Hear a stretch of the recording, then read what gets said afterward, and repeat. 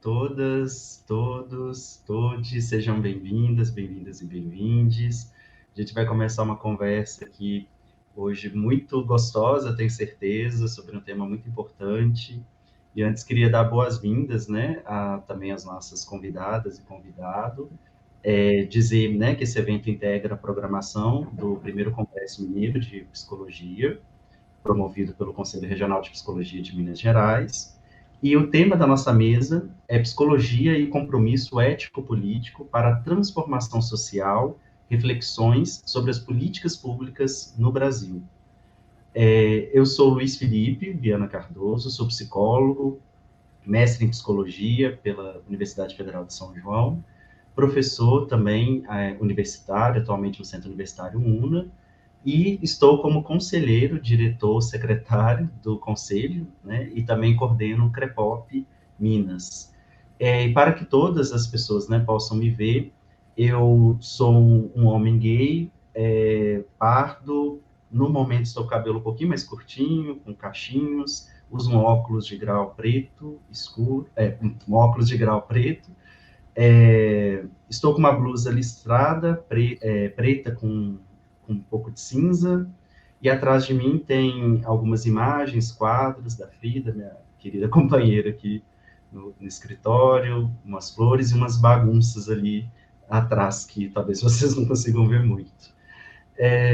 E para nossa conversa de hoje, vamos contar com algumas pessoas, né, muito queridas, e falando um pouquinho, né, para logo passar para elas, quando a gente propõe uma mesa, né, para conversar sobre a psicologia e a relação, né, com essas políticas públicas, e pensar qual o compromisso ético-político, né, nesse contexto, é muito comum, né, a gente diz muito que a psicologia precisa estar em todos os lugares. Mas é importante a gente se perguntar, né, bom, de que maneira que a gente quer que a psicologia esteja em todos os lugares? Eu acredito que não basta, né, que ela esteja em todos os lugares, mas também de que maneira que a gente precisa fazer essa construção.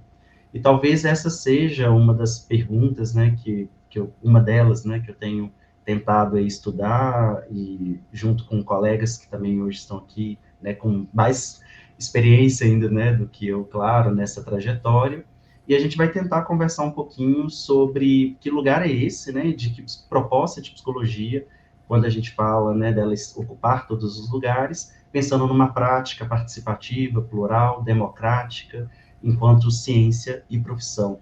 A gente sabe que a psicologia, ela sempre foi muito demandada, né, na nossa sociedade, muitas vezes no lugar de aplicação do conhecimento, né, muitas vezes também chamada a ajustar, né, indivíduos e subjetividades a uma lógica, né, operante aí de um Estado neoliberal, como a gente sabe, né, na nossa história, é feita nas escolas, feita nas organizações, né, um olhar, por exemplo, para o fracasso escolar, né, pelo sucesso ou não sucesso, né, de pessoas, né, dentro da escola, por exemplo. E então a gente entende que a psicologia, ela esteve, né, nas políticas públicas de outra forma no passado, e hoje a gente caminha e considera, né, um avanço muito grande na relação deste campo para a atualidade, entendendo que precisamos cada vez mais romper com essa lógica hegemônica, né, de pensar aí o conhecimento psicológico para adaptar, ajustar, né, modificar as subjetividades humanas, né, e numa perspectiva de controle. Entendemos também que toda psicologia que busca tomar a subjetividade, né, como seu objeto de estudo, deve considerar os múltiplos recortes e dimensões sociais que atravessam a construção dessa subjetividade, entendendo que as diferenças sociais, econômicas, culturais, né, afetam diretamente a expressão dessas subjetividades humanas.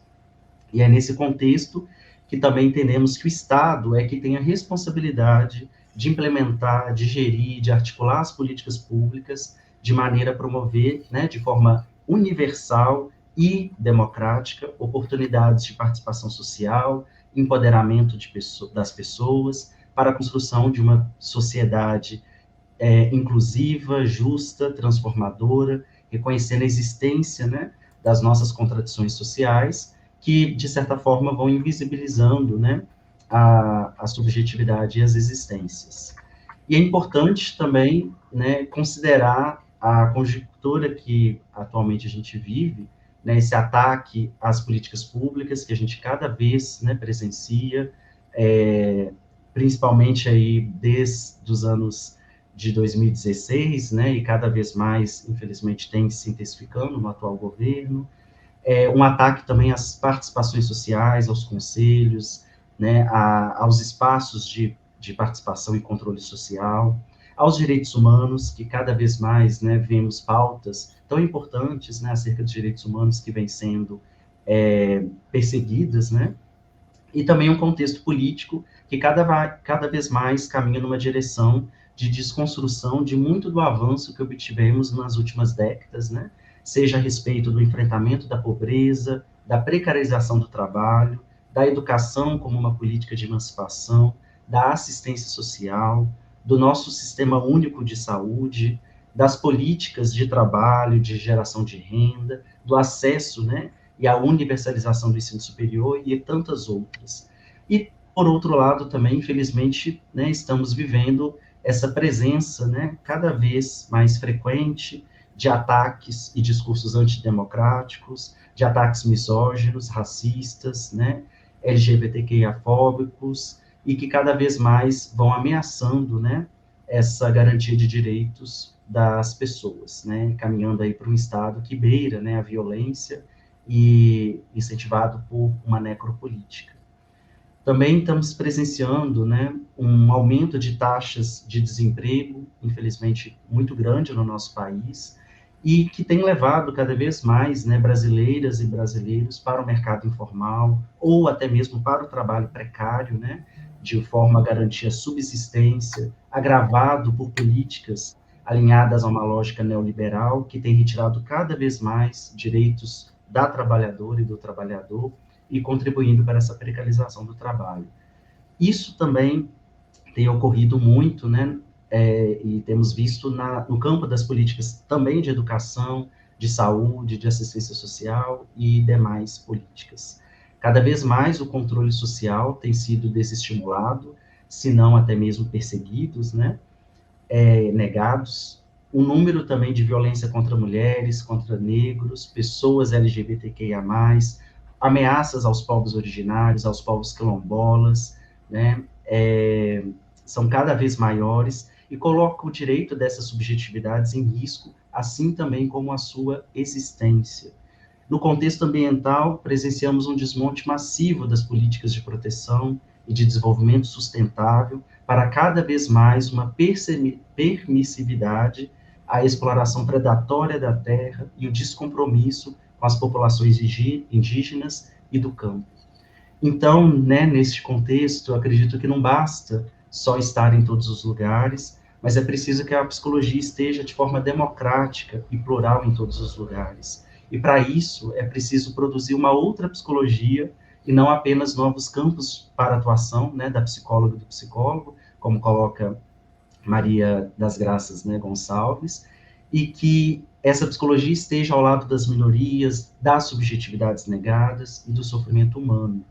Nessa construção dessa outra psicologia, né, como a Ana Bock, né, nos convida a pensar, é preciso reafirmar que não há espaço para uma neutralidade na prática psicológica, pois o nosso trabalho nos coloca diante do ato de posicionarmos frente à realidade em que atuamos.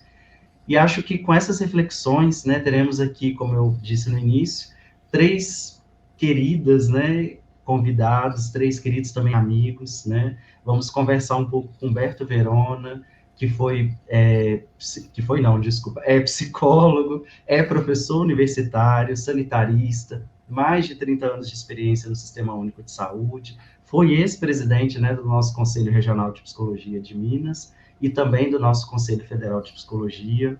Também teremos aqui com a gente hoje a nossa querida Luciana Kindi, doutora em saúde coletiva, pós-doutorada em psicologia social, professora, né, na Faculdade de Psicologia da Pontifícia Universidade Católica, né, a PUC Minas, e coordenadora da rede de pesquisas em narrativas, gênero e saúde.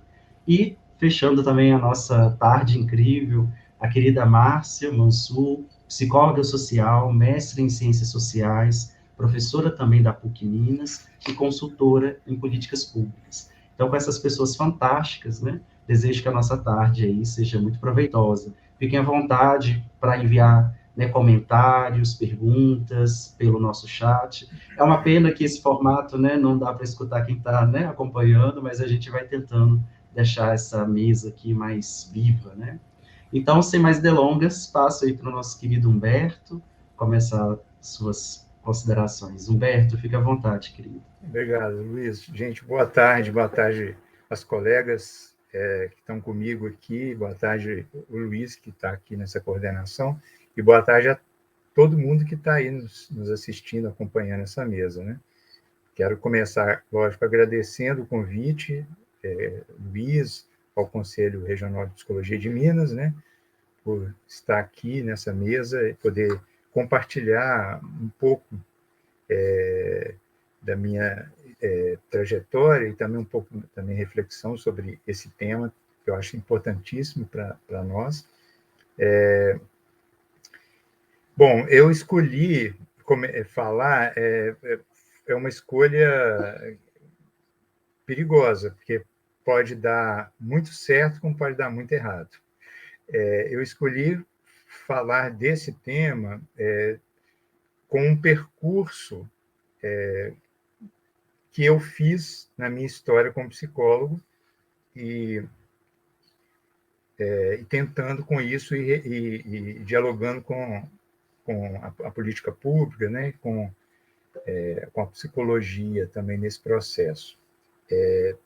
E aí eu queria começar, e assim, Luiz, quando tiver faltando 5 minutos, você me dá um toque, porque a gente vou tentar, né, fazer uma síntese nesse percurso mais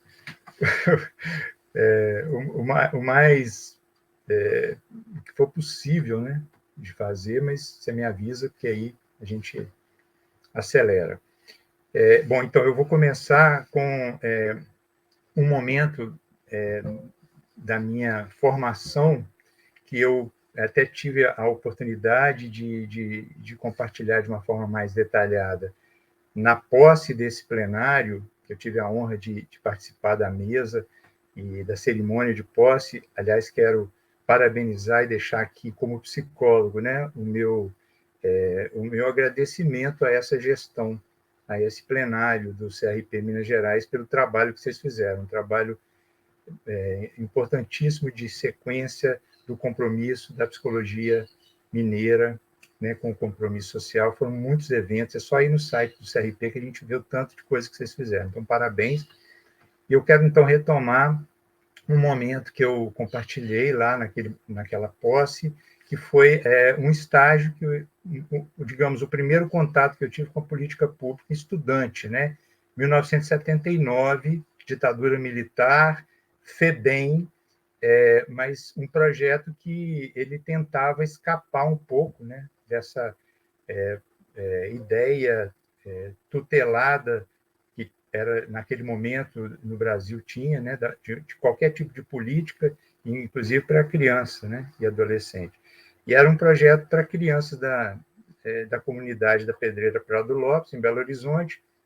Nós éramos um grupo de estudantes de cursos diferentes, fizemos um processo seletivo e fomos para lá. Então, o que eu queria pontuar dessa experiência é duas coisas. Primeiro, não existia uma política pública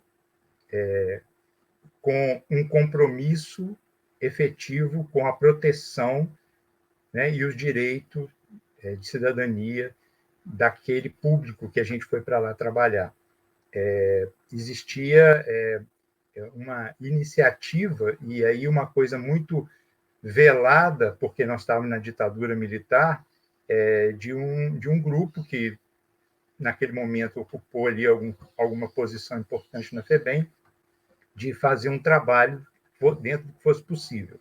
E eu chego lá sem nenhuma referência muito clara da psicologia para enfrentar uma realidade no território que é, para mim, absolutamente estranho, e para crianças e famílias que que eu não tinha até então nenhuma proximidade, nenhum contato, nem pessoal e nem na formação.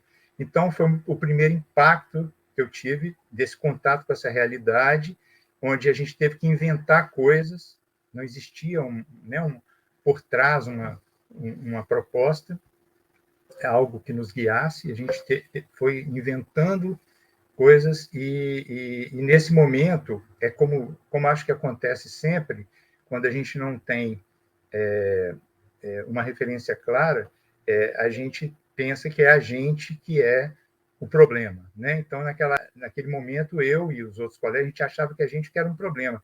A gente não tinha... Ficava pensando que conteúdo que a gente não prestou atenção na formação, e que chega aqui agora a gente precisa para... E só muito mais tarde é que eu fui entender que o problema não era nosso, não era meu, era um problema da psicologia brasileira, era um problema da política pública, por falta de uma proposta, de um conhecimento, de uma condição de nos colocar num espaço, de uma realidade para a qual a gente não conversou, não foi preparado, não teve, né, e não tinha nenhuma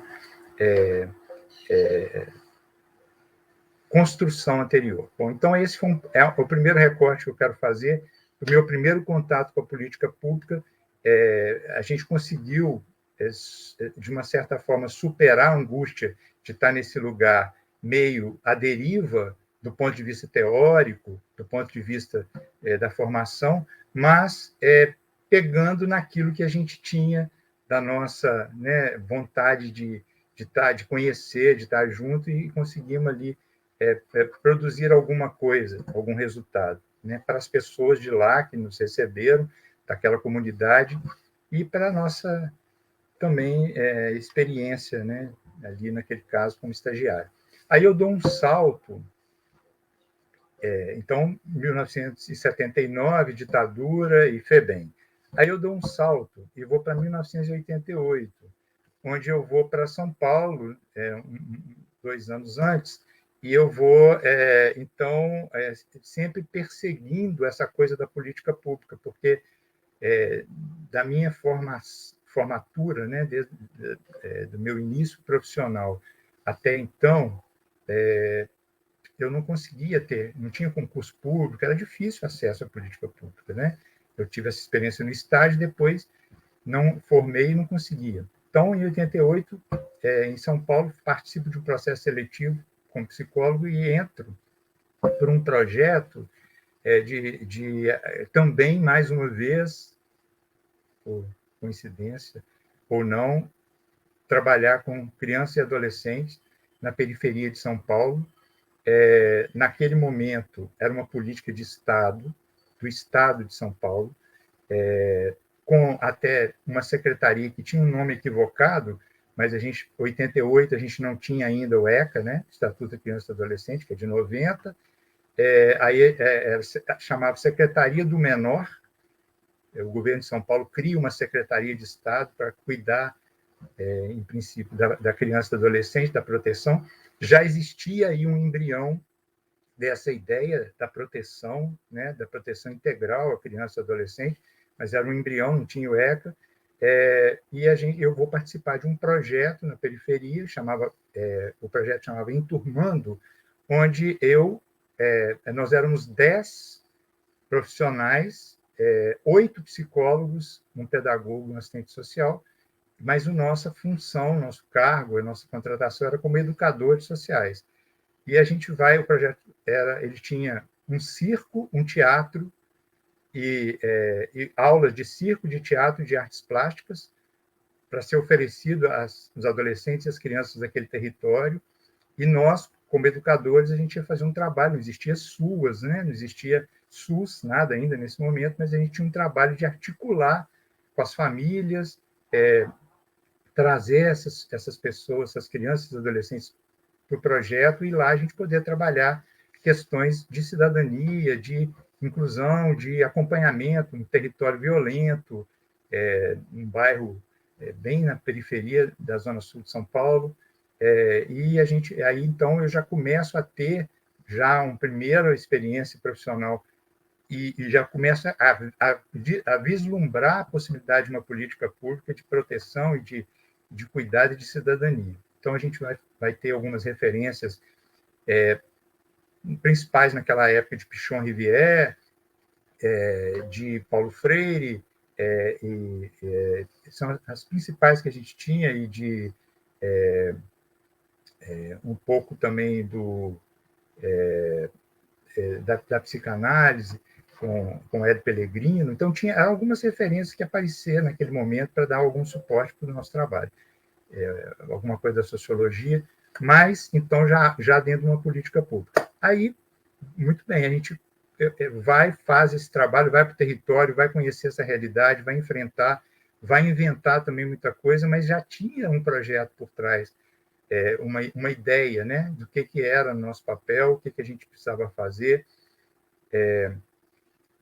e a adesão foi muito assim importante da comunidade naquele momento, e eles tinham profissionais, professores de circo, de teatro e de artes plásticas que faziam as atividades, e a gente fazia todo esse suporte de acompanhamento, que fazia, né, essa coisa da cidadania mesmo, da subjetividade da cidadania. Então, é uma experiência que eu vi naquele momento o embrião do que vem depois ser, né, vem ser a política do SUAS, vem ser a política e vem ser o Estatuto da Criança e do Adolescente, né, com toda a sua condição de proteção integral e tal.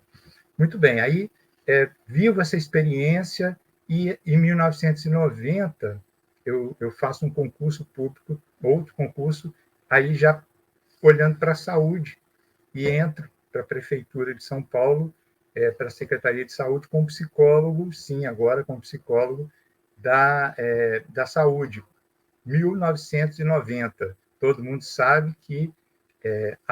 antes de 1990, quero lembrar que em 88, quando eu estava nesse projeto, o Brasil ganha a Constituição de 88, que muda a relação do Estado da sociedade, né, do Estado e sociedade com a questão dos direitos, e a gente vai ter aí toda uma virada, né, na questão do Estado brasileiro, fruto de muita luta popular, etc. E que dá ali eu diria que seria alma, né, no sentido grego da palavra, assim, a alma como uma coisa imaterial do SUS, do SUAS, das políticas públicas que virão depois, tá ali nos artigos da Constituição, e depois vai tomar corpo, né, vai se tornar, vão começar a se tornar realidade a partir das leis. Então, a lei do SUS, 8080, de 1990. Então, eu entro para o SUS no ano que o SUS aparece, ele surge, né, 1990. Isso na cidade de São Paulo, vou para um distrito de saúde na zona leste de São Paulo, distrito de Ermelino Matarazzo, e zona leste, que, diga-se de passagem, teve um papel importantíssimo desde a 8ª Conferência Nacional de Saúde, lá em 1986, né, na pressão popular pelo capítulo de saúde na Constituição e depois pela lei 8080. Então, eu peguei um território fervilhando, né, na construção da política de saúde ali na zona leste de São Paulo, com o movimento popular participando direto. Então, eu entro naquilo ali e fico ali deslumbrado com um monte de coisa que eu, né, ainda também não tinha vivenciado. Tenho que dizer que 2 referências, então, nesse momento, vão ser importantes para a minha atuação ali, que o movimento da luta antimanicomial, que já tinha tido a visita de Franco Basaglia aqui em Minas Gerais, já tinha tido Bauru, né? E o movimento da luta já começava a apontar a ideia de uma sociedade sem manicômios. A gente ainda está em 90, não tinha a Lei 10.216, ela vai acontecer em 2001, mas já tinha todo, né, uma ideia do Sistema Único de Saúde de já implementar uma política de saúde mental substitutiva ao hospital psiquiátrico. Então, essa é uma referência importante na época para a gente, e a própria lei do SUS e a própria os resultados da Conferência Nacional, né, da 8ª Conferência Nacional de Saúde, que também apontava para a gente as diretrizes aí de como implantar esse sistema. Então, eu vou participar, tive, né, essa sorte, assim, naquele momento, de entrar para uma política que estava nascendo num território bastante politizado e que tinha todo um interesse político. Tenho que dizer também que, naquele momento, a Prefeitura de São Paulo estava sendo governada pelo PT, pela Luísa Erundina, hoje deputada, mas na época ela prefeita, e tinha todo, né,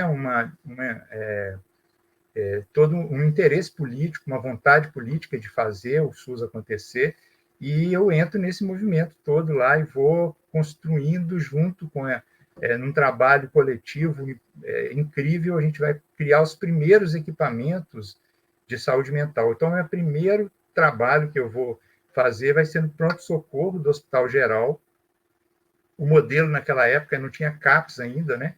Aí a gente vai criar um NAPS, um Núcleo de Atenção Psicossocial lá no nosso distrito, mas a urgência ela era atendida no pronto-socorro do Hospital Geral. E aí a gente vai aprendendo, vai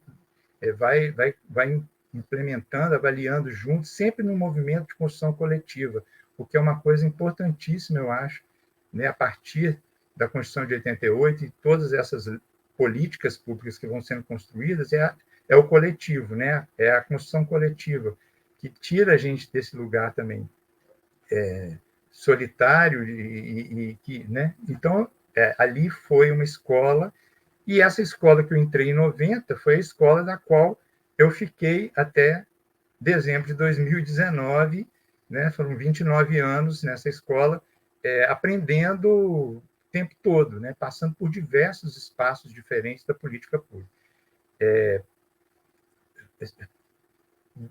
Posso citar aqui, né, desse primeiro momento lá com a saúde mental, no pronto-socorro, depois eu vou para a atenção básica, centro de referência em saúde do trabalhador, para saúde mental no trabalho, vou para a área de educação e saúde, depois para o Sersan, quando já vem para Betim, com concurso público também no SUS.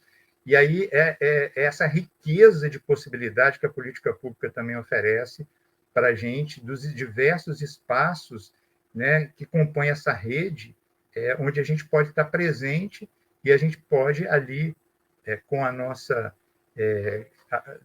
né, com a nossa profissão, ir levando também essa questão da subjetividade que você, Luiz, tão bem falou aí no início, né? Com essa ideia, né, da construção subjetiva a partir das realidades e tal. E a gente, então, nessa trajetória, eu posso dizer que o que eu sou hoje, né, assim, da minha formação profissional, pessoal, toda, assim, tem uma força importantíssima de toda essa potência das políticas públicas, né, em especial aí, a maior parte da minha vida dentro do Sistema Único de Saúde, né? Aí eu tenho que fazer agora, já caminhando para terminar, fazer um recorte, assim, nesse processo todo de formação e de prática profissional e de contato com a realidade, eu vou encontrar também o conselho, o sistema conselho de psicologia nesse percurso, né, que reunia colegas importantíssimos aí desse processo todo, que já vinham trazendo para dentro do sistema conselhos essa discussão, né, da importância da nossa profissão nessa fricção com a realidade, né? E aí, Marcos Vinícius, Ana Bock, Marcos Ferreira, né, Marta Elizabeth, essa turma toda que a gente conhece, que já estava no sistema, Chico Viana, Ricardo Moretti, então são colegas aqui de Minas e do Brasil que já, né, me trazem para dentro do sistema, e eu encontro aqui também um lugar importante. Então, também teve um papel muito importante na minha formação também, aí, muito mais especificamente dentro da psicologia, de ampliar o horizonte, né, da minha visão sobre a psicologia, essa participação do sistema conselhos, que você já citou aí, que eu tive ocupando em algumas gestões aí, né, com colegas, como a Márcia foi uma parceira e tanta lá no Federal, e a gente teve, né, assim, tantas oportunidades de fazer muita coisa. E quero destacar, então, dentro do sistema conselhos, o nascimento do CREPOP, né, do Centro de Referência Técnica em Psicologia e Políticas Públicas, que foi um momento lá, eu estava lá junto e surge, temos que fazer alguma coisa para que a gente se leve, aponte o caminho da profissão em direção à política pública, e aí nasce o Banco Social de Serviço, uma primeira iniciativa, onde a gente pensava, né, naquele momento, em abrir um pouco voluntariamente a presença da profissão em alguns espaços estratégicos da política pública, e ele vai ser o embrião que depois vai dar origem, a gente vai debater e melhorar a proposta que vai virar o Centro de Referência Técnica em Psicologia e Políticas Públicas, o CREPOP. E aí o CREPOP vai passar a ter um papel importantíssimo dentro da nossa profissão, na produção de conhecimento para os que estavam e para os que vieram e virão, né?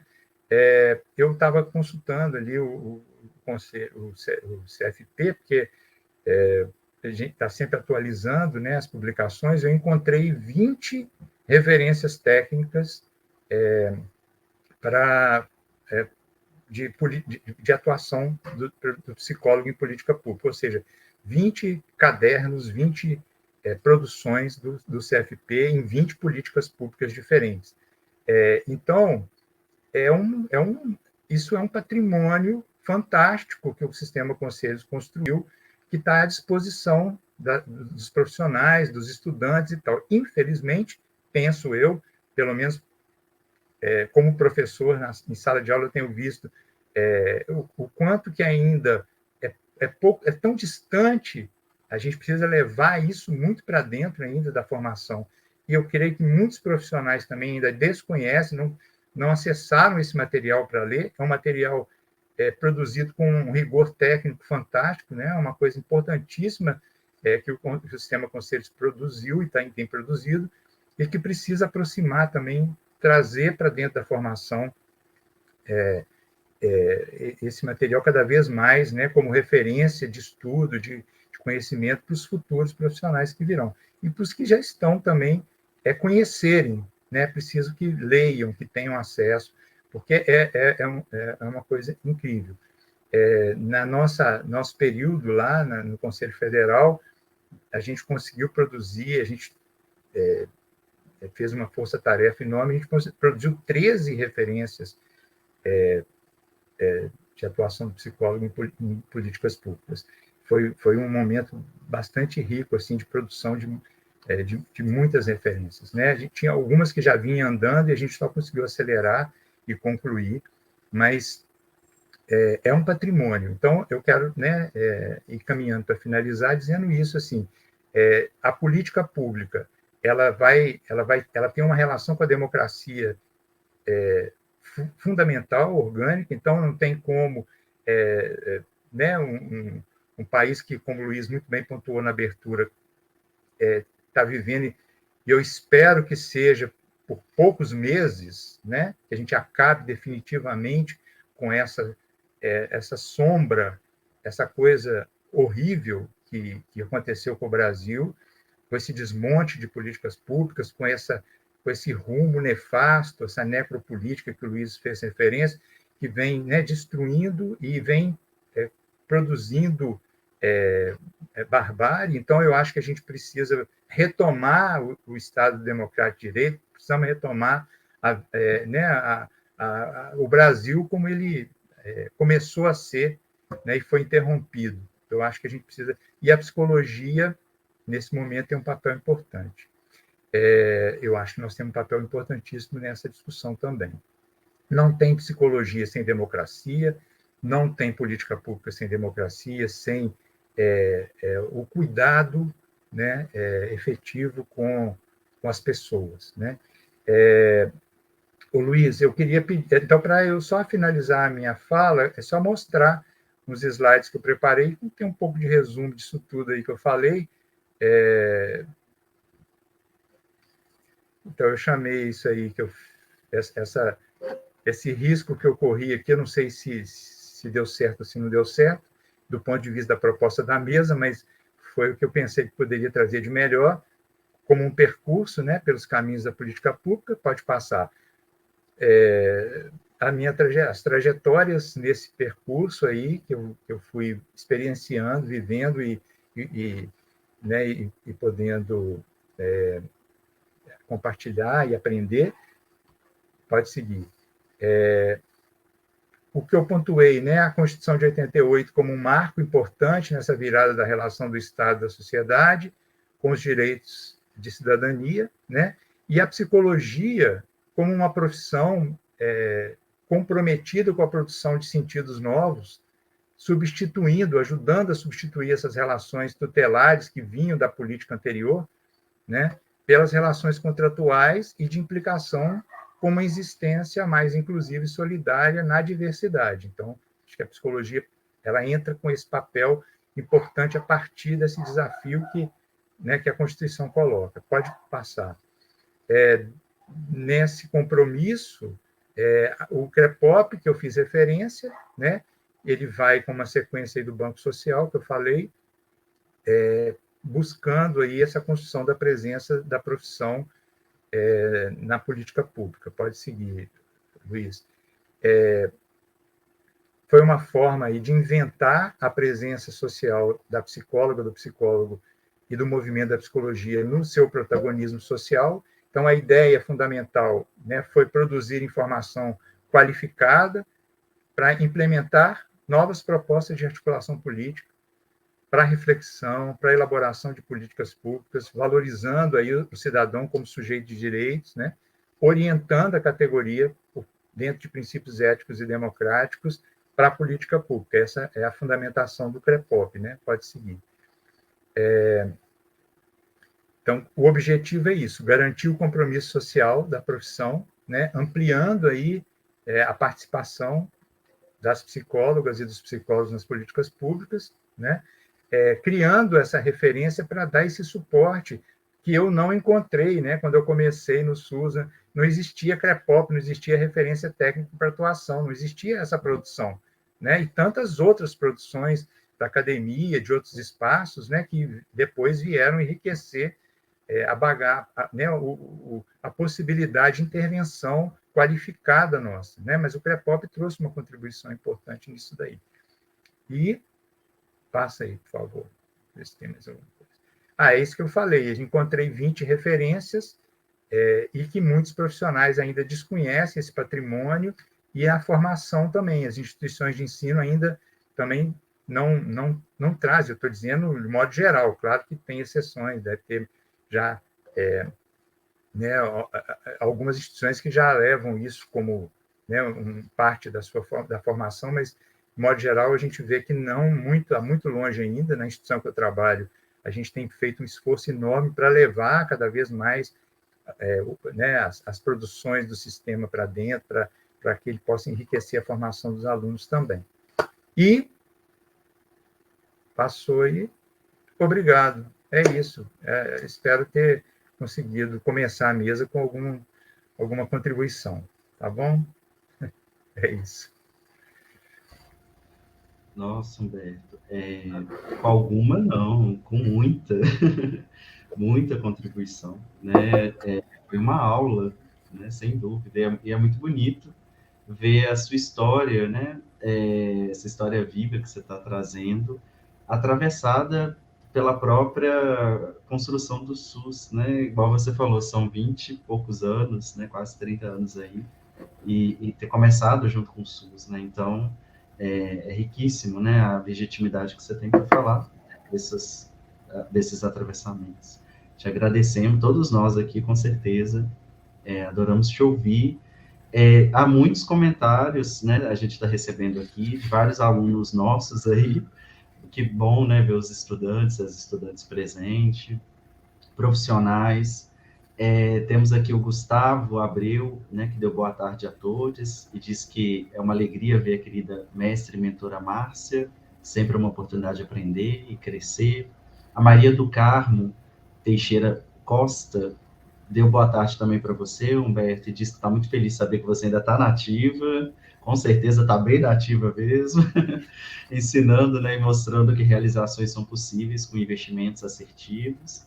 E a Yasmin, né, Emanuele, disse que a trajetória inspiradora sua, Humberto, e que hoje ela é estagiária em uma escola lá na Pedreira Prado Lopes, e ao vir para BH, né, se deparar com uma realidade totalmente diferente da dela, e que decidiu aí abrir o coração para a psicologia social, não ficando também só presa, né, à clínica, né, descobrindo aí outros espaços, né, da psicologia. Muito legal.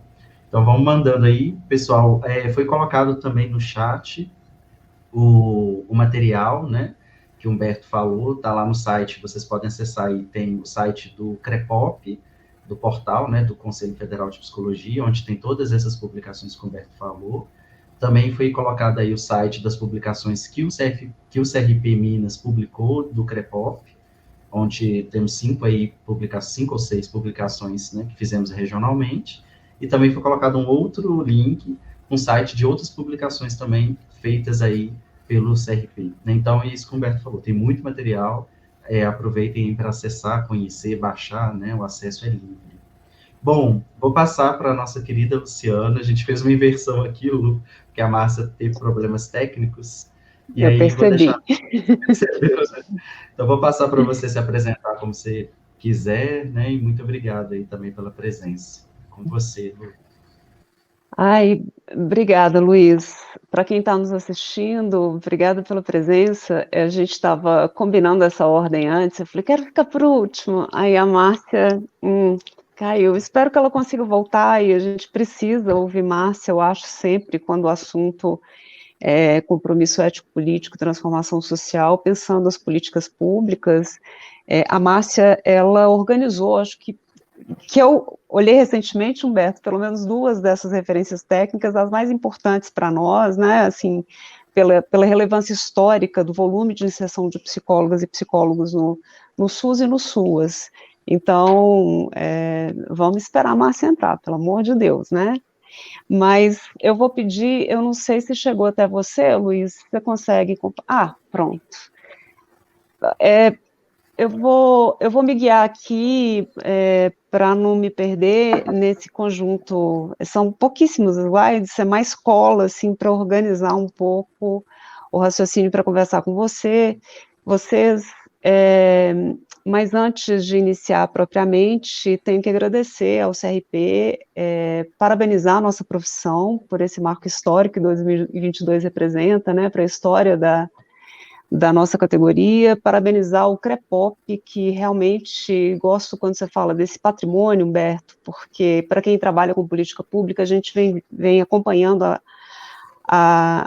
os avanços de compreensão sobre o que nós fazemos, né? Eu acho que o CREPOP construiu com as referências técnicas também um registro histórico de como a gente foi amadurecendo nessa inserção no campo das políticas públicas.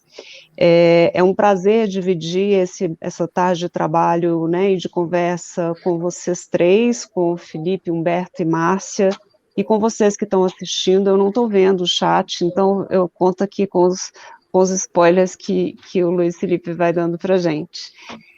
Quando eu recebi o convite, eu fiquei me perguntando do meu ângulo, né, da minha possibilidade de reflexão e de contribuição para esse diálogo. E fiquei me perguntando mesmo, como e com quem nós fazemos transformação social quando a gente pensa no campo das políticas públicas. Ai, que bom, Márcia está chegando. Que bom, Márcia. E o que eu trouxe para partilhar são algumas inquietações, frutos de experiências, né, de articulação entre universidade civil e sociedade civil, que eu tenho desenvolvido desde que me entendo como alguém que faz a discussão pelo campo da saúde, né, a saúde sempre foi um campo de aproximação importante para mim. Atualmente eu estou muito mais numa discussão de intersetorialidade, que tem crescido. É claro que se você está na política pública, você vai fazer uma discussão sobre intersetorialidade, mas trabalhando no âmbito da violência, né, dos enfrentamentos das violências contra mulheres, isso fica ainda mais urgente, né? É você que está manejando, Luiz, ou é Lohane? Pode passar, por favor? Então, eu sou Luciana Kind. Esqueci de me apresentar. Então, eu sou Luciana Kind, uma senhora de idade, de 50 anos, branca, cabelo médio, castanho, escuro, com fios brancos. Eu não sei se dá para ver, mas eu tenho muito orgulho deles. E estou usando um casaco preto, um lenço no pescoço bem colorido, rosa, verde. E no meu cenário aqui tem gatos, vão passar gatos, né? Já passou aqui, não sei se vocês perceberam, mas aqui atrás tem o playground dos gatos, um dos playground. Meus gatos são mimados, digo isso, né, Márcia? E aqui eu quero propor uma conversa a partir de 3 elementos, né? A gente tem muitas frentes para fazer uma discussão, né? Essa linha histórica encarnada, né? Que o Humberto partilha com a gente. Tenho certeza que Márcia traz para a gente toda uma experiência na extensão e no ensino também está aí nesse ângulo das articulações, né, Márcia? E eu escolho aqui, então, 3 ângulos que eu fui pensando como importantes para partilhar essas inquietações, né? Os processos participativos, quando a gente pensa políticas públicas, o Humberto já toca um tanto nesse cenário, nesse percurso que ele traz antes. A discussão de família e território, né, como categorias que perpassam toda a construção de políticas públicas no Brasil, o que isso significa e que desafios isso coloca para nós, né, pensando a nossa atuação como psicólogas e psicólogos, e a produção de conhecimento, né, eu sou hoje professora dos cursos de graduação e do mestrado e doutorado da Faculdade de Psicologia da PUC Minas, e boa parte do que eu trago nesse percurso que guia a reflexão tem a ver com processos de pesquisa desenvolvidos por mim, por estudantes que eu orientei, e que nos dão a ver alguns desses ângulos. Pode seguir. Então, aqui eu vou misturar um pouco as coisas, tá? Enquanto toco em algumas dessas experiências, vou tentando trazer aqueles pontos de reflexão, os processos participativos que são transversais, a família e território que não aparecem em todos os momentos, e produção de conhecimento que está em todos eles. Mas, como Humberto, né, é impossível a gente não pensar também como a gente entra nessa conversa, né, como a gente se atina para a importância do que a gente deve colocar em discussão quando... Ai, caiu a Luciana. Opa. Eu caí? Caiu. Todo mundo virou bolinha.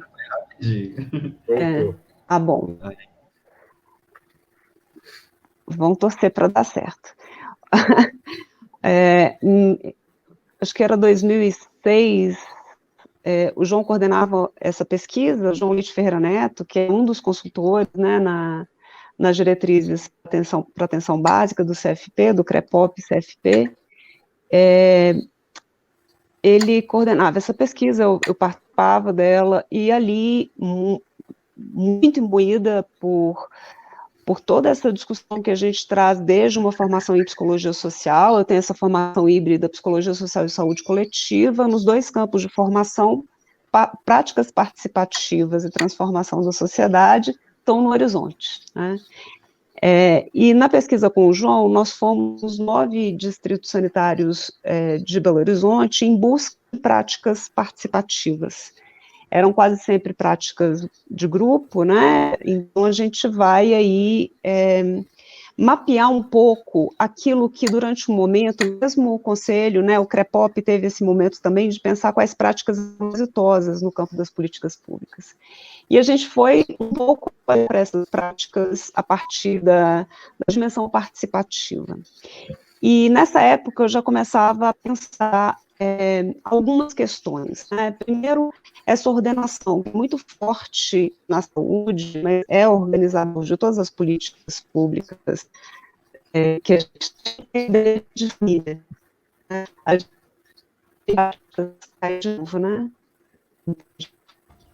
Sua conexão, Lu, ficou um pouquinho instável.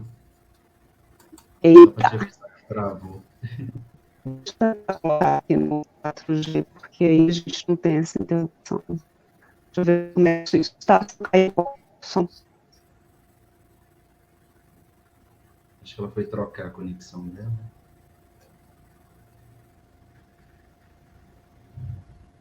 Vou só aguardar ela retornar. Já vou até deixar aqui meu celular a postos, gente, ligado, do jeito que tá.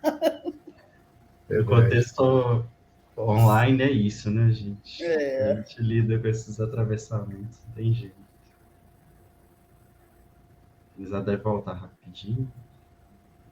Ontem também minha conexão, eu estava fora de casa e foi bem Vamos complicado. conversando aí, gente. Se vocês quiserem trazer questões, comentar, olha eu. Exatamente. Aproveitar Temos o muitos tempo. estudantes aí, viu, Márcia? Na hora que você tinha caído, eu tinha comentado aqui, não sei se ouviu, mas temos aí alunas e alunos seu, do Humberto, da Lu, meu, tem muita gente Eu estava participando. aqui, eu só não estava aparecendo, só não estava conseguindo falar. Mas eu liguei o celular, estava ouvindo. Tem muitos elogios, a Lohane está falando aqui. Abraços, gente. Ai, que legal. Muito afeto mesmo, mãe.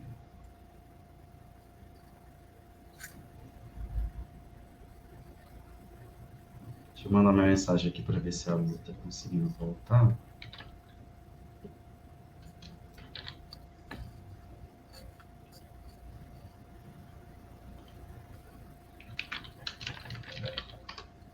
Ela está no estúdio, Lohane. Pode colocar ela, por favor?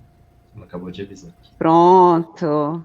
Aí, sofreu um golpe. Gente, eu sempre digo que isso é o que acontece na vida, né? As pequenas interrupções. Tá certo, tá no script. Estava contando para vocês. Posso seguir?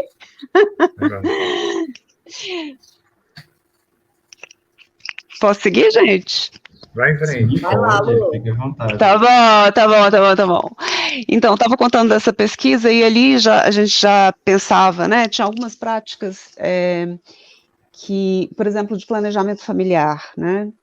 Na saúde, trazer a categoria família como um elemento organizador da população adscrita é uma coisa, e outra coisa completamente é pensar o que isso significa na nossa atuação e na nossa aproximação com certas práticas, né? E em alguns grupos isso fica muito evidente, né? Como a racionalidade de quem faz uma formação superior, por mais crítico e analítico e comprometido ético-politicamente que a gente seja, como por vezes no cenário de práticas a gente aproxima um pouco uma lógica muito convencional de família, né, e que nos coloca em modo automático de reflexão, com certos deveres, certas prescrições. E aí eu me lembro muito de uma conversa que uma ex-aluna nossa, né, hoje gestora do SUAS, a Dalila Márcia, uma querida, contava para a gente de uma situação de uma família monoparental masculina, porque a ideia de família chega na própria descrição dos casos em geral, das situações enfrentadas, e como tudo isso, né, nem sempre é questionado. Porque é uma mãe que deve sempre estar no cuidado com os filhos, porque que um pai não pode, né, fazer o que ele tem que fazer, sendo pai, né, por que a gente não coloca em questão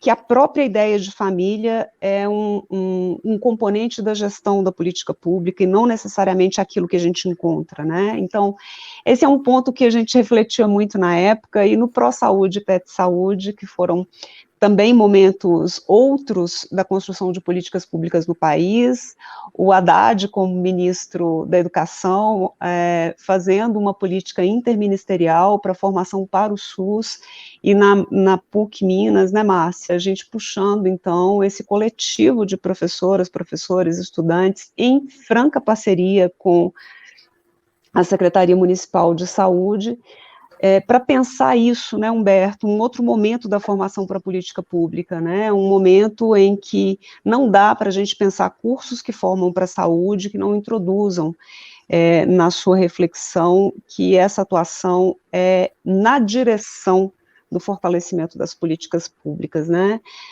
No PET Saúde, nós trabalhamos já foi uma primeira incursão no tema da violência contra mulheres, e ali, de novo, né, essa concepção de família nos perseguindo, na conversa com técnicos superiores de diferentes formações, não apenas da psicologia, mas enfermeiros, todo mundo que estava ou nos NASF naquele momento, ou era início da primeira década, da segunda década dos anos 2000, todo mundo que estava ali nesse entorno, como se posicionava diante desse tema, né, e a gente falava de notificação da violência contra mulheres, e como, por trás disso, estava sempre um julgamento que tem a ver com uma compreensão fixada do que a gente entende por família. Nós, na psicologia, temos recursos, e aí eu vou citar especificamente a psicologia social, recursos de problematização das concepções de família, que nos permitem uma atuação muito peculiar e muito transformadora, né, e como uma espécie de lembrete o tempo inteiro que essa não é uma categoria automática, que a gente precisa refletir sobre elas. E comecei a me envolver ali em 2010, já junto com a Gislaine Alves, também nossa ex-aluna querida, Márcia, que acabou de virar doutora, Gislaine, pela Fiocruz, uma querida. A Gisa desenvolveu, então, um projeto que marcou muito, foi um divisor de águas na minha produção, na minha entrada nesse campo, quando a gente começou a ler muito que a participação, as mulheres participaram da construção do SUS, né, a Zona Leste de São Paulo tinha um grupo de mulheres, né, numa articulação muito forte com as comunidades eclesiais de base, e quando você faz referência à Zona Leste, é impossível não pensar nas mulheres da Zona Leste de São Paulo, né, e como esse coletivo específico, o grupo de mulheres, pressiona o poder público na construção de instâncias participativas formais, e como isso muda a cara das políticas públicas a partir dos anos 90, especialmente.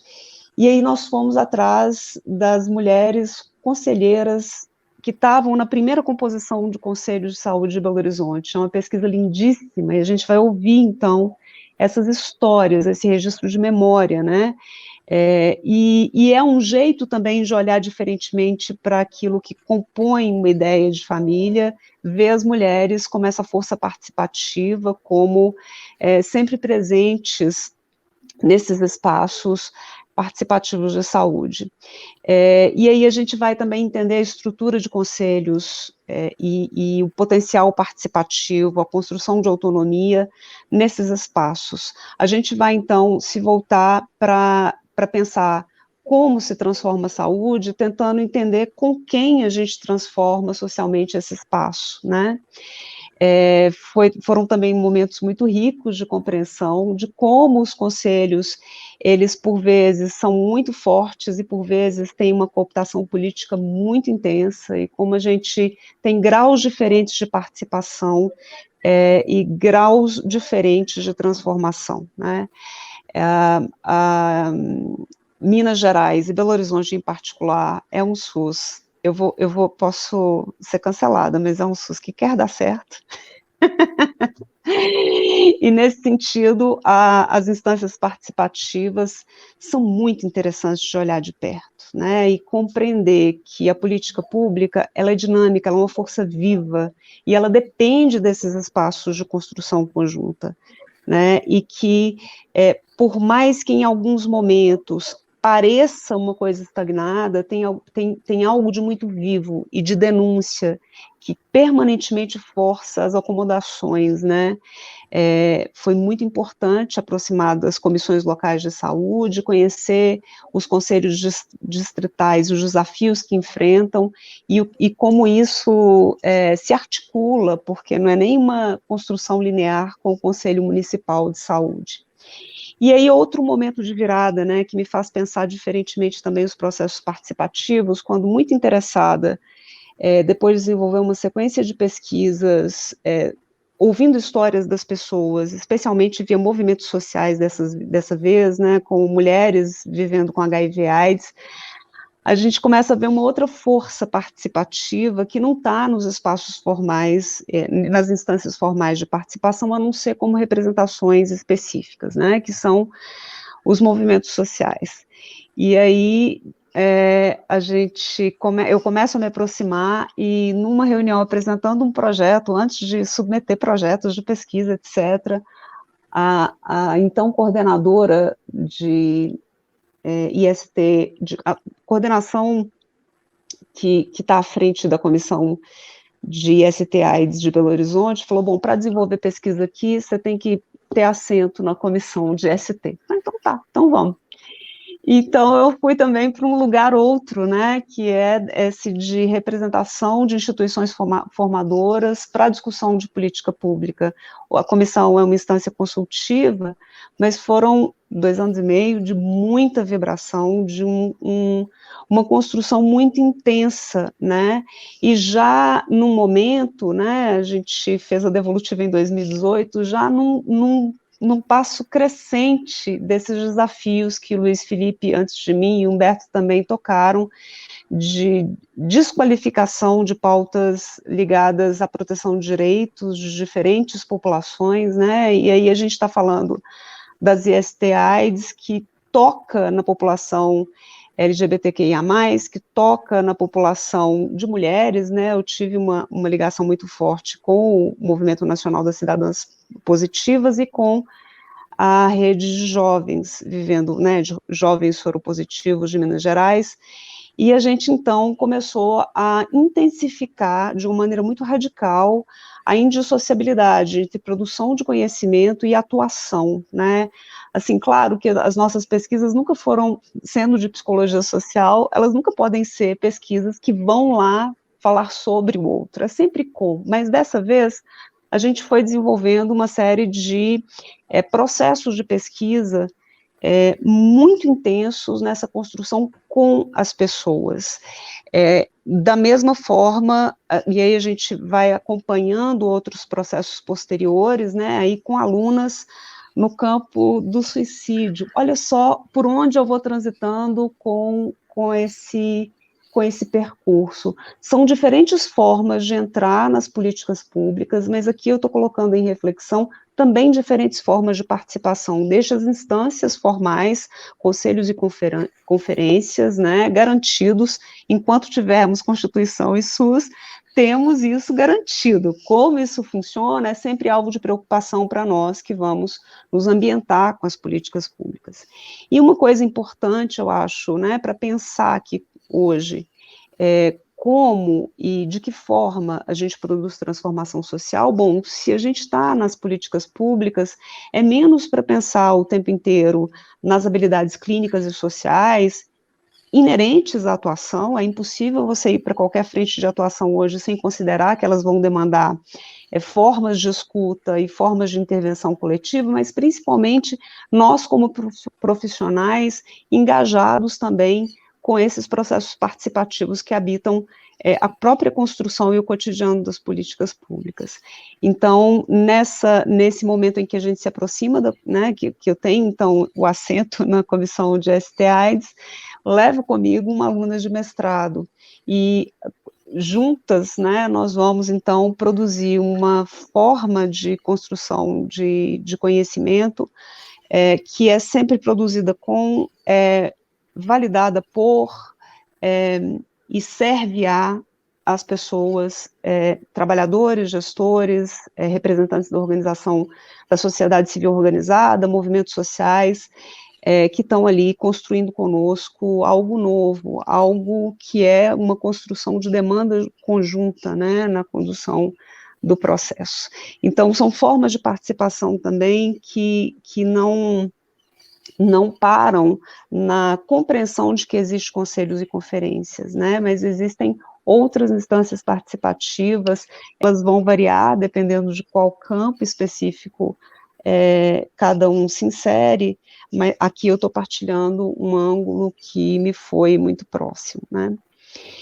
Com relação ao tema do suicídio, são duas pesquisas muito sensíveis e muito bonitas de acompanhar. A psicologia, ela tem sido convocada cada vez mais a responder e a entrar no debate, né, da prevenção ao suicídio, da pós-venção, né, é um campo que eu fui guiada pelas minhas alunas, Luciana e Luana, Luciana Almeida, Luana Amarante. Elas conseguiram pensar processos de cuidado que são dependentes de uma rede bem articulada de saúde mental, para além, eu acho, até da discussão da luta antimanicomial, sabe, Humberto? E estou curiosa para dialogar também com você sobre isso. E elas vão contando também de um outro ângulo que a gente vai entendendo, né, e aí voltando ao tema da família como eixo articulador, como em determinadas situações a própria política, a própria construção da gestão do cuidado vai depositando na família um tipo de responsabilidade que não faz sentido, né, e a Luciana particularmente vai discutir isso pensando em itinerários terapêuticos que não tem a ver, de saúde, que não tem a ver só com as políticas públicas, mas com conhecimento muito de perto daquela pessoa em seu território, das possibilidades de apoio e de rede que ela consegue tecer.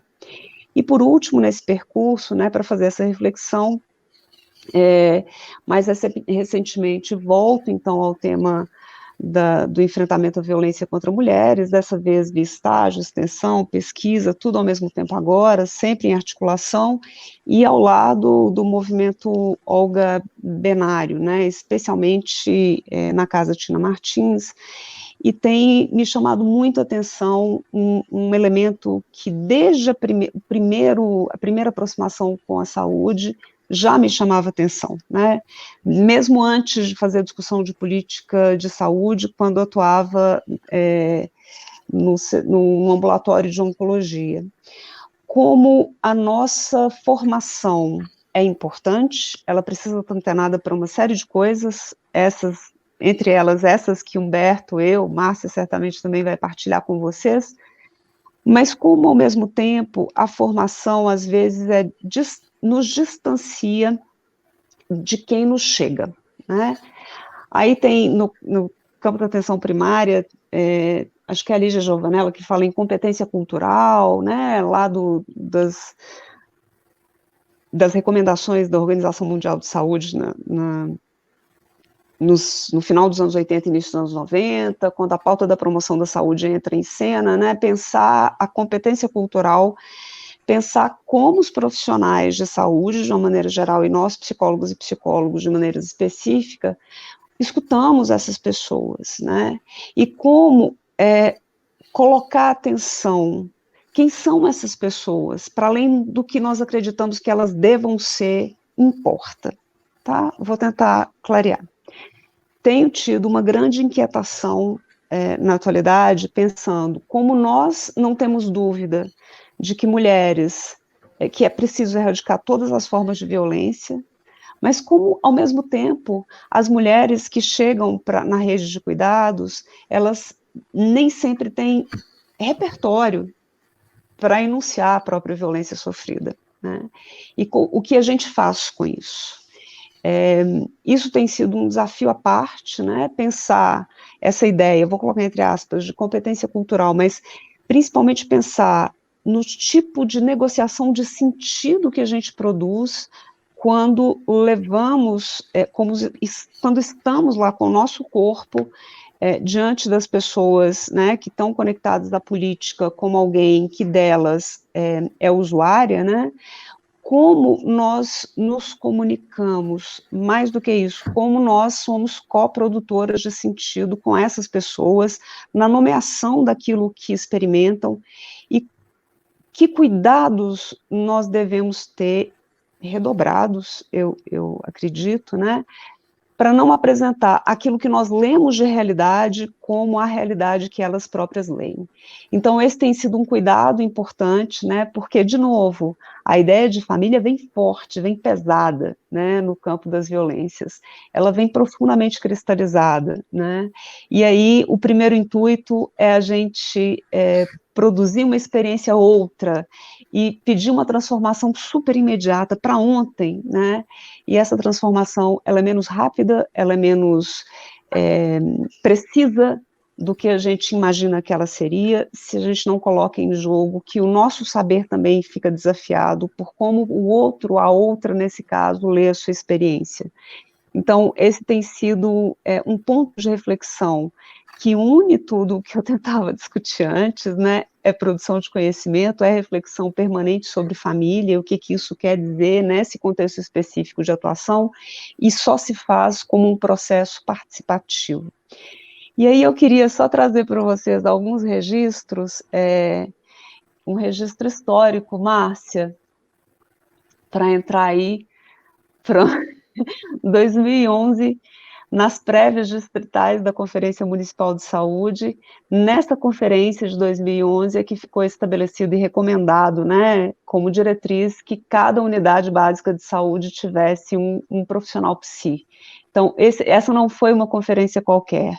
E esse é um registro que me dá muito orgulho, muita alegria.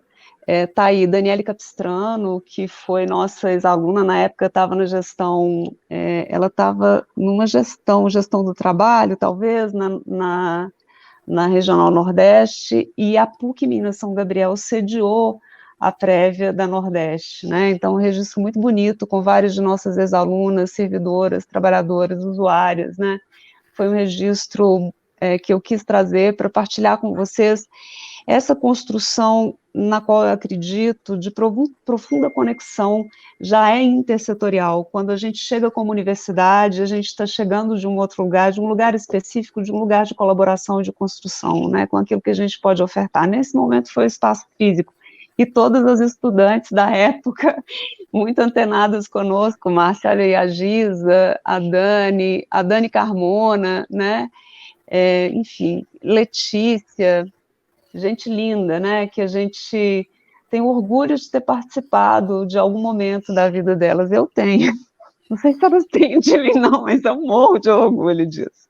Pode passar, por favor. Lu, só para te avisar, que você já acabou, avisar, né? Acabou, é por causa tá bom. Da outra coisa a seguir, mas pode ir fechando. Só coloca então, só passa aí um outro registro. Queria convidar vocês a conhecerem o grupo de pesquisa, onde tem um material produzido nesse período da comissão de ST-AIDS, e convidar vocês para conhecer também, né, acho que eu falei pouco dessa dimensão da produção de conhecimento, como nós recebemos no programa muitas pessoas que estão nos serviços, né, e como nós também temos essa potencialidade de discussão no programa de pós-graduação em estrito senso da PUC Minas. Neste semestre já estão abertas inscrições para várias disciplinas, mas entre elas duas que são específicas desse nosso tema, né, uma com a professora Roberta, que vai problematizar relações de poder no âmbito da assistência, e uma do professor João Leite, que vai trabalhar um pouco o tema da subjetividade, o foco dele é sempre na saúde. E aí o último slide é para agradecer, e desculpa ter ultrapassado o tempo, é muito empolga, gente, a gente empolga, pronto. Obrigada, gente. Lu, a gente que agradece, é empolgante mesmo, né? Tô adorando aqui de escutar, imagino que todo mundo também, só porque realmente o tempo é apertadinho, por mim também ficaria mais aqui te escutando, sem dúvida. Mas eu pedi para a Lohane colocar, para o pessoal acessar o site, né, o YouTube do canal do grupo de vocês, eu acho que aí as pessoas podem ter acesso, tá? Eu vou passar em seguida para a Márcia, por causa do tempo. Temos mais aí comentários de pessoas, no finalzinho dando tempo eu falo aqui, tá bom? Márcia, querida, Então, fica à vamos lá, vontade. gente. Já estou meio nervosa, porque eu vi que tem pouquíssimo tempo, né? E a gente fala muito, né? Nossa, eu acho que assim, é isso mesmo, política pública, esse tema, né? Foram pegar pessoas históricas, né? E dar nisso, né? Então, eu vou lá, né? Começar falando assim do prazer também de estar aqui, né? Acabei ficando por último. A gente está comentando que é confortável esse lugar por último, porque a gente vai. Eu fui passando filmes aqui na minha cabeça, né? Estou muito feliz, então, de estar aqui, Luiz Felipe, né, que fez o convite, nosso companheiro aí da BRAPS, do CRP, de outros momentos, Humberto, companheirão aí da luta dos conselhos, né, e mais outras várias, mas Humberto que me levou para o sistema conselhos, e eu caí lá no CFP de paraquedas e aprendi demais lá, aprendi demais. CRP também, muito importante aí sua trajetória, e a Lu Kind, né, minha colega aí de PUC, de Abrapso, da psicologia social, das trocas das gatas, né? As minhas estão dormindo agora, não estão por aqui, não. Então é muito bom estar numa mesa cheia de companheiros e companheiras para compartilhar histórias, né? Eu acho que esse momento do CRP está sendo muito bacana. Quem teve a oportunidade, eu sei que tem muita gente aqui, tem mais de 150 pessoas assistindo, sei que tem muita gente aqui acompanhando a semana inteira, né? Eu até queria também, mas é impossível, última semana de aula, mas acompanhando a semana inteira e a riqueza desses debates, né? Muitos temas bacanas, muitos temas diversos, eu acho que isso mostra a diversidade da psicologia, mas algo que eu acho muito importante que tem a ver com a nossa mesa, que são temas de intensidade política, e eu acho que a gente está precisando ampliar o termo política, trazer o termo político para o nosso trabalho, dar sentido ao termo político, né? Atualmente nós estamos numa política partidária, ideológica tão polarizada que ninguém quer falar de política, que política só leva a Lula e Bolsonaro também, né? Eu acho que também leva, mas a gente politizar a psicologia em seus vários espaços é muito, muito importante, né? Também, assim, me apresentando, né? Márcia Mansur, aqui, sou uma mulher branca, também na faixa aí dos 50 e poucos, né? Eu acho que aqui nós temos 3 gerações. Estou me apresentando, peraí, gente. Então, uma mulher madura, outro dia eu ouvi essa e gostei, uma mulher aí madura, na faixa dos 50, branca, estou aqui com né, na sala da minha casa, eu acho que é um pouco disso. E tem uma trajetória grande aí mesmo nas políticas públicas. Eu vi Humberto falando aí da FEBEM, da ditadura. Eu sou um pouco depois, eu fiquei fazendo as contas aqui. A Lu falou de 50, não acho que ela não tem 50, não. Acho que aqui são 3 gerações, né? Humberto lá, década de 70, início de 80, né, Humberto? Eu de 90, final de 80.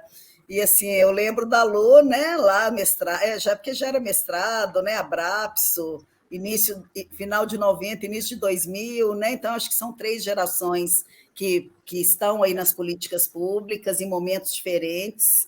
Eu entro, então, na final da década de 80, eu entro para a PUC para fazer psicologia em 87, então era o momento aí da Constituição, era o momento aí já da abertura democrática, da construção de direitos. Fui trabalhar muito na área da infância e adolescência, ajudei aí a construir o ECA e a política da infância e adolescência, e minha trajetória passou muito, então, pelas políticas públicas de uma forma geral, e principalmente pela área da infância e adolescência e depois do SUAS, né?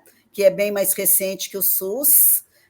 O SUS não teve, né? Acho que Humberto fala aí do momento da Constituição e de uma abertura, e todo mundo muito entusiasmado, e o SUS, a saúde, conseguiu, né, se colocar nesse momento com uma força política muito grande, que já vinha aí do movimento sanitarista, que já vinha aí do embate à ditadura, mas a gente viveu, logo depois da Constituição, um momento difícil também, né? E o SUAS, como uma política, o direito à assistência social, não teve essa mesma, no momento, né, acho que o conservadorismo, o clientelismo, os paternalismos, os ismos aí não permitiram trazer assistência social como direito, mas a gente consegue trazer a saúde como direito, e essa luta, então, 10 anos depois, a gente consegue fortalecer o SUAS e assistência social como direito. Então, acho importante contar essa história. Eu também,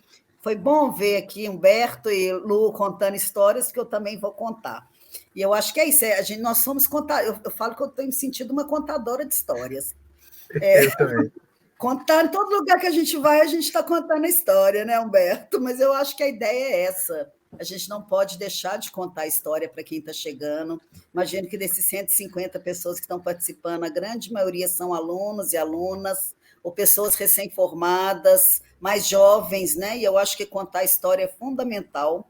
Eu trabalho com psicologia social, né? E para a psicologia social, a historicidade ela é fundamental. Eu acho que a história é que dá sentido para a nossa vida hoje, né? Se a gente não conhece a história, tem até, né, uma frase aí, o povo que não conhece sua história está fadado a repeti-la.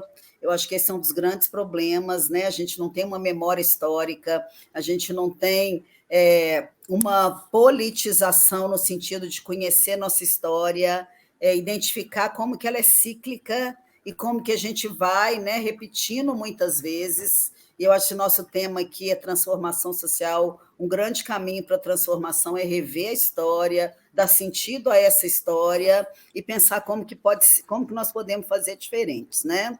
Então, eu acho que essa história de direitos no Brasil ela é recente, né? Ela tem 30 e poucos anos. Nós aqui acompanhamos essa história, então é muito recente.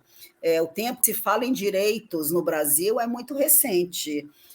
Então, nós temos que entender que as políticas públicas estão em construção, mesmo que elas estejam passando por um momento de fragilidade. Nós estamos vivendo um momento de muita fragilidade na precarização nas políticas públicas, mas isso é cíclico. Como eu falei, né, o neoliberalismo que nós estamos vivendo agora de uma forma muito intensa é o mesmo neoliberalismo, mesmo não. A gente viveu esse neoliberalismo lá na implantação da Constituição. Então, quando a gente implanta uma Constituição que garante direitos, que chama o Estado para cumprir esses direitos, onde a gente precisa de um Estado forte, onde a gente precisa de uma concepção de que as pessoas têm direitos, quando a gente precisa de investimento público, no mesmo momento que a Constituição é aprovada, a gente elege um presidente, né, que não sei se todo mundo lembra, conhece, já ouviu falar do Collor de Mello,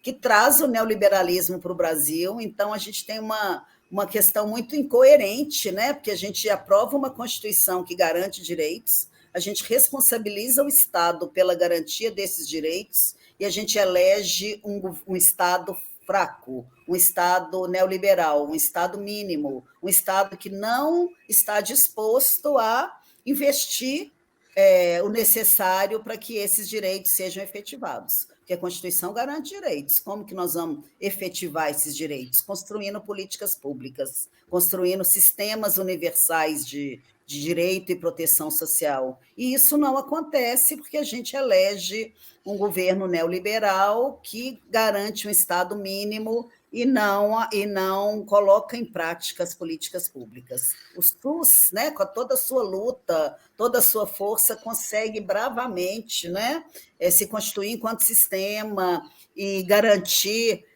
o que a gente vê hoje dessa universalidade, né? Mas isso fica muito fraco, né, nesse início, e é só na década de 2000, 2005, com a eleição de um governo social-democrata, de um governo de esquerda, é que a gente vê essas políticas, esses direitos sendo efetivados. Esses direitos são efetivados por 10, 12 anos, e novamente a gente vê ciclicamente, com o golpe da Dilma, o governo neoliberal voltando à cena, né? Dessa vez com outros agravantes, né?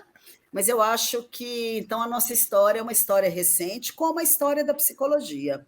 a psicologia também, né, no seu percurso aí, na sua história, né, nessa história aí, como ciência e profissão, nós estamos aí comemorando, né, 60 anos da psicologia, ela também a própria psicologia é muito recente, e essa psicologia voltada para o público, para o lugar público, para a efetivação de direitos, é mais recente ainda. Então, acho que a história das políticas públicas ela coincide com a história da psicologia com a psicologia pública, com a psicologia na sociedade, né? Então, tem também 30, no máximo 40 anos, né, que no Brasil a gente fortalece uma psicologia, então, voltada para as questões públicas, voltadas para essa inserção aí na sociedade, para a garantia dos direitos, para o lugar aí da democracia e da justiça social. Então, a nossa história da psicologia também é recente. Por isso, a gente precisa investir na formação, por isso a gente precisa investir nesses momentos, né, nessa troca, para que a política, tanto a política pública quanto a psicologia, estão em construção. Eu mesmo comecei a dar essa disciplina, vocês estão falando aí de tempo, né? Tem 20 anos que existe essa disciplina de políticas públicas na PUC. Eu acho que a PUC Minas foi um dos primeiros cursos que criou, que efetivou uma disciplina de políticas públicas. E dar aula de política pública 20 anos atrás era dificílimo. As pessoas falavam assim, que política pública tem a ver com psicologia? O que essa ideia da psicologia com a política? Era muito difícil, né? Não que hoje seja fácil, mas era muito difícil, as pessoas não conheciam, sentiam um estranhamento com a temática. Eu lembro quando eu estudava a Estela Goulart, ela ofereceu uma disciplina de saúde pública. A gente ficava assim, saúde pública, o que é isso, né? Lá em 90. Então, assim, é tudo muito recente, né?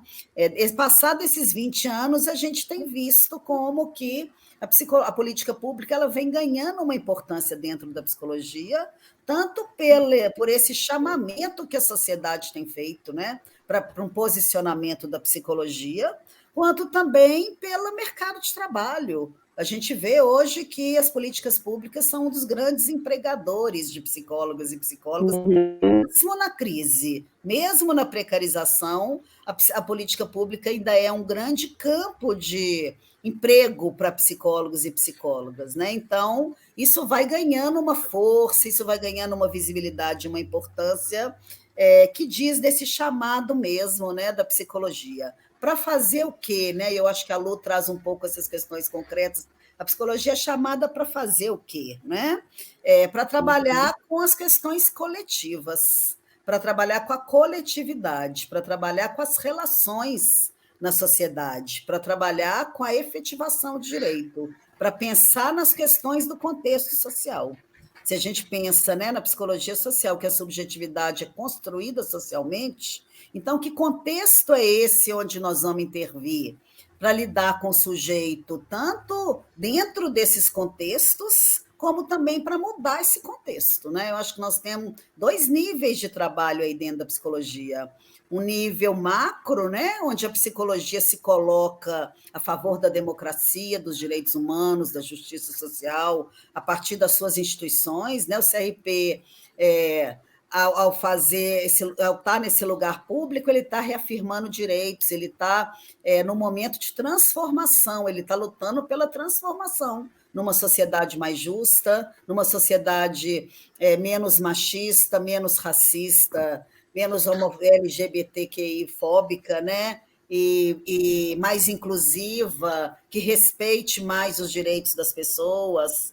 E as psicólogas e psicólogos que estão na prática da política pública estão atuando nesse lugar do micro, né? Nesse lugar do acolhimento ao sujeito, da escuta ativa e propositiva a um sujeito que vive e constrói sua subjetividade a partir da exclusão, a partir das desigualdades, a partir das relações de poder, a partir da subalternidade e da invisibilidade, né? Então, acho que a psicologia tem uma responsabilidade muito grande ao estar nesse lugar tanto macro quanto micro, mas nesse lugar de proporcionar essa visibilidade, esse reconhecimento, essas questões todas que já foram muito trazidas aqui, né, do fortalecimento social do sujeito. Eu estou cortando aqui, né, gente, estou aqui meio desesperada, pensando por onde que eu vou caminhar.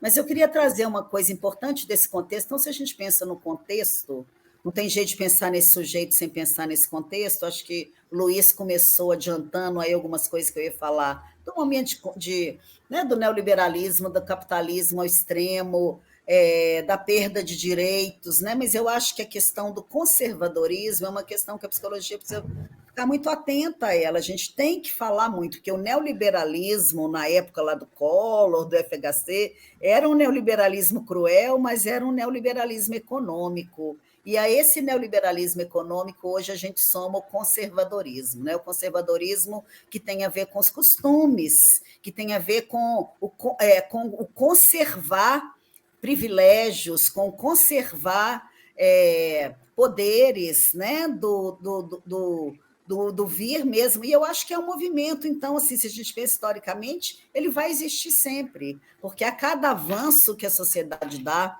a cada passos que a sociedade dá, vão ter grupos que vão lutar para conservar, né? Então, eu acho que ele faz parte da nossa vida, mas nós temos que pensar muito nele, né? O ataque aos direitos humanos, a criminalização da pobreza, as intolerâncias diversas que nós estamos vivendo, né? O extermínio da juventude negra, pobre, favelada, o extermínio de mulheres, né? Eu acho que a gente precisa pensar muito nas questões aí do machismo e das intolerâncias diversas que nós estamos vivendo, cada vez mais fortes. Eu acho que sempre, talvez elas sempre existiram, mas com o conservadorismo as pessoas se sentem autorizadas a estar nesse lugar da violência, nesse lugar do poder, né? E a gente percebe isso muito forte. Mas então isso está na sociedade muito forte, mas a gente precisa olhar para dentro da psicologia e perceber que isso está muito forte dentro da psicologia também. Não adianta a gente ficar falando de um conservadorismo na sociedade, um conservadorismo do Estado. É meu convite, eu não vou conseguir falar muito mais, mas o meu convite é para a gente olhar para dentro da psicologia e dessas ações conservadoras, moralistas, prescritivas, culpabilizadoras que a psicologia também vem carregando, né? Então, qual psicologia que nós estamos trazendo para as políticas públicas? Qual psicologia que vai trazer transformação? Uma psicologia que primeiro tem essa autocrítica, né? Eu acho que a Lu também já trouxe várias questões sobre isso aí, né? E eu tenho trabalhado muito com essa ideia do controle dos corpos, né? A culpabilização das famílias.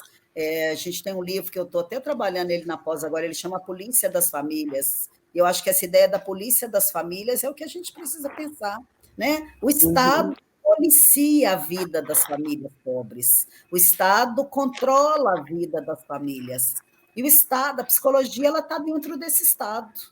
Então, até que ponto a psicologia tem servido? A quem a psicologia tem servido com o seu trabalho? Né? A psicologia tem servido à libertação, né? Que a psicologia social tanto traz, e outras psicologias também, né? Ou a psicologia tem servido a esse lugar da culpabilização dessas pessoas, esse lugar da mulher que a Lu traz aí, né? A mulher pobre, a mulher nas políticas públicas, ela só é vista como mãe. Ela não é vista como mulher, ela é vista como a mãe negligenciadora, a mãe que está em falta, a mãe que permitiu que a menina fosse abusada, a mãe que não cumpriu o seu papel, né? Que lugar é esse que nós, inclusive mulheres, que a maioria das psicólogas são mulheres, que lugar é esse que nós, mulheres psicólogas, estamos reproduzindo nas nossas relações com outras mulheres usuárias das políticas públicas? Então, eu acho que é uma coisa muito importante para a gente pensar, né?